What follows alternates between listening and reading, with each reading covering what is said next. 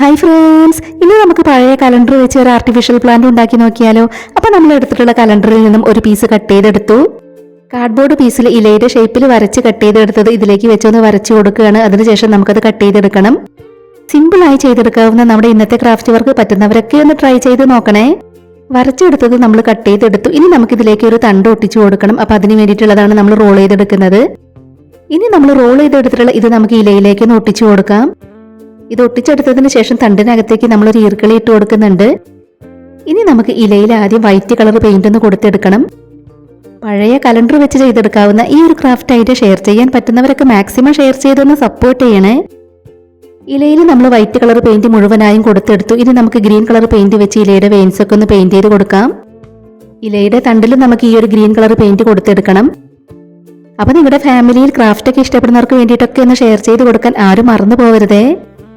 ഇലയുടെ അരികിലൂടെ പെയിന്റ് ചെയ്ത് കൊടുത്തിട്ടുണ്ടായിരുന്നു. അതിൽ നമ്മൾ വൈറ്റ് കളർ പെയിന്റ് വെച്ച് ഇതുപോലെ ഡോട്ടുകൾ ഇട്ട് കൊടുക്കുകയാണ്. ഇലയുടെ അടിയിൽ നമുക്ക് വേണമെങ്കിൽ വൈറ്റ് കളർ പെയിന്റ് കൊടുത്തെടുക്കാം. ഇതുപോലെ തന്നെ ചെറിയ ഇലകളും വലിയ ഇലകളും എല്ലാം നമ്മൾ ചെയ്തെടുത്തിട്ടുണ്ട്. ഈ ഒരു ക്രാഫ്റ്റ് വർക്ക് നമ്മൾ പഴയ കലണ്ടർ വെച്ച് ചെയ്തെടുത്തിട്ടുള്ളതാണ്. കാണാത്തവരൊന്ന് പോയി കണ്ടു നോക്കണേ.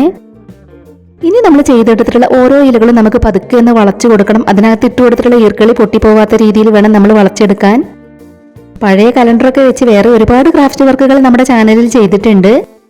ഇനി നമ്മൾ ചെയ്തെടുത്തതെല്ലാം നമുക്ക് ഇതിനകത്തേക്ക് വെച്ച് കൊടുക്കണം. അതിലേക്ക് നമ്മൾ തെർമോക്കോളിന്റെ പീസൊക്കെ വെച്ച് കൊടുത്തിട്ടുണ്ട്.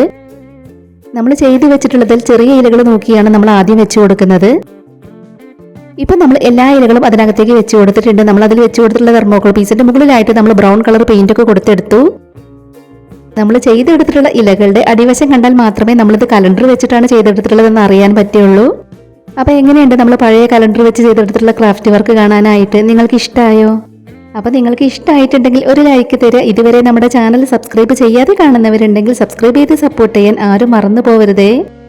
ഉടൻ തന്നെ മറ്റൊരു വീഡിയോയുമായി വരാം. ബൈ.